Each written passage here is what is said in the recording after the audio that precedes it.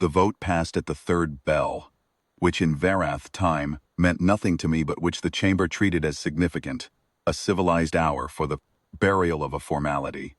I had been sitting in the human observer's seat for 4 years, 3 months, and 11 days. The seat was a half-circle of pale composite at the far end of Tier 7, separated from the main deliberative ring by a width of floor that the conclave's architects had clearly intended as a statement.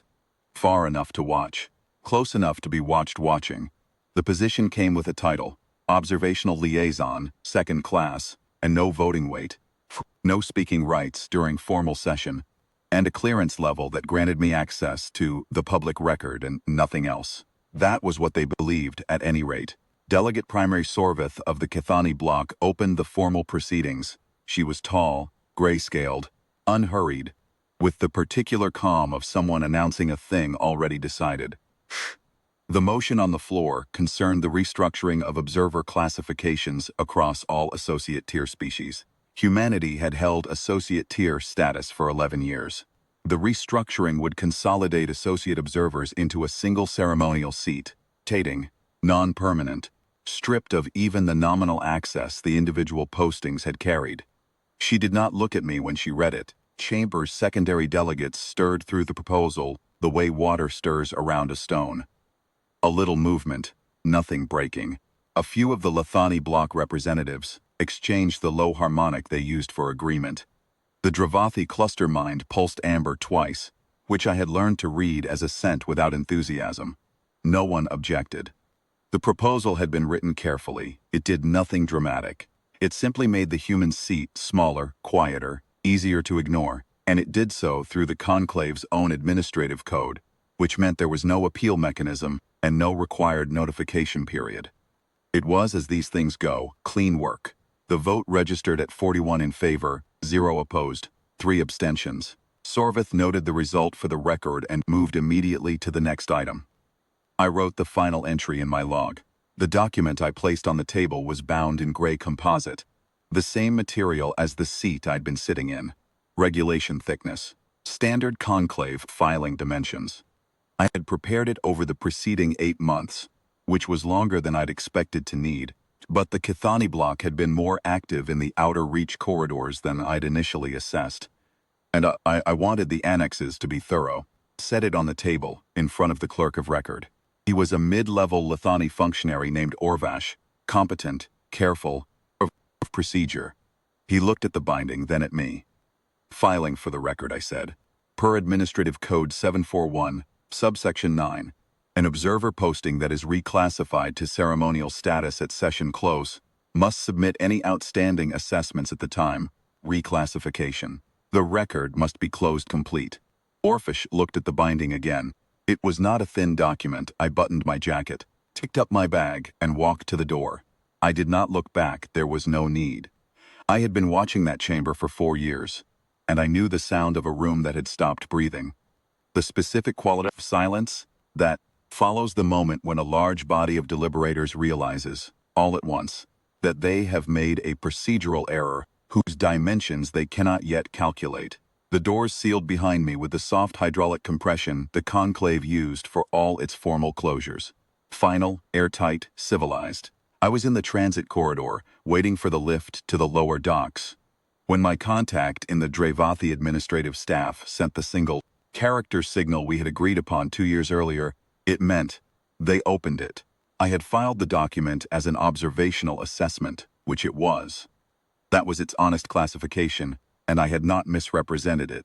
What the administrative code did not specify, and what the conclave had apparently not considered when they wrote subsection 9, was what an observer who had been given no formal access restrictions might observe, and what an observer with no diplomatic portfolio to protect might choose to record. My clearance had granted me the public record. The public record, across 4 years of conclave session, was considerably larger than anyone seemed to have noticed. 11,243 hours of open deliberation. Fleet disposition disclosures filed under the routine transparency mandate. Supply chain attestations submitted for associate tier compliance. Infrastructure bids entered into the public procurement register. Trade route filings. Maintenance schedules.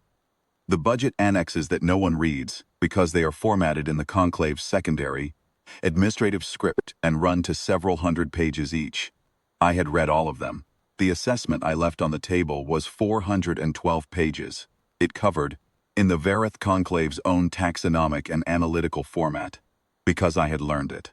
It had taken 8 months, and I had been thorough.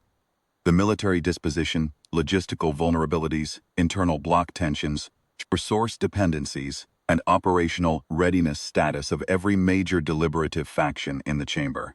All of it sourced from documents the conclave itself had published. Every citation footnoted, every inference flagged as inference, with the supporting data appended.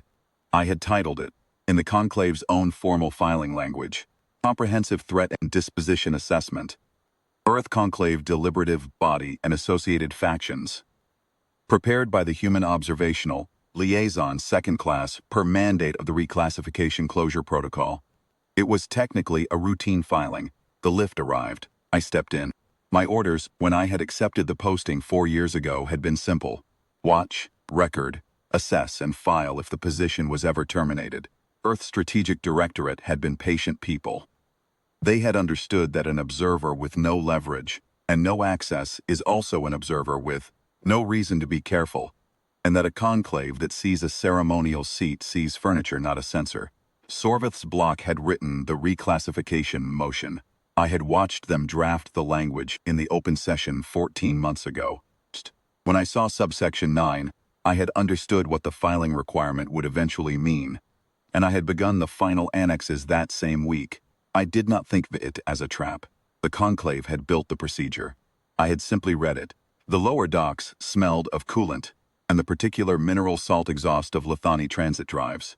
Transport was a courier vessel, human registry, small, fast, and already running her pre-departure sequence. The pilot, a woman named Karis, who had been waiting in the docks for 72 hours without complaint, handed me a sealed status packet as I came aboard. "Smooth trip," she said.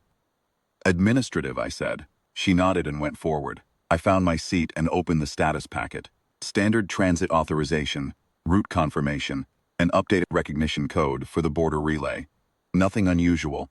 The directorate would debrief me properly once I was back in human space, and until then there was nothing to do but sit with the recycled air smell of a small ship and the low vibration of drives warming to full output. I thought about Orvash, the clerk, the functionary, the careful creature of procedure, holding that gray composite binding and understanding that whatever was inside it was going to require him to file an incident report, whose implications he was not qualified to assess. I did not feel any particular satisfaction about that. He had always been courteous.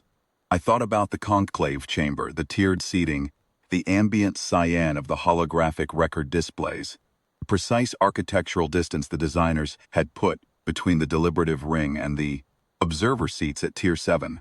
Far enough to watch. That was what they had intended. They had not been wrong. The drives came up to full. The docking clamps released with a sound, like a held breath let go. And the courier pulled away from the conclave station into open space, and I watched the station's lights shrink against the dark until they were small enough to be stars.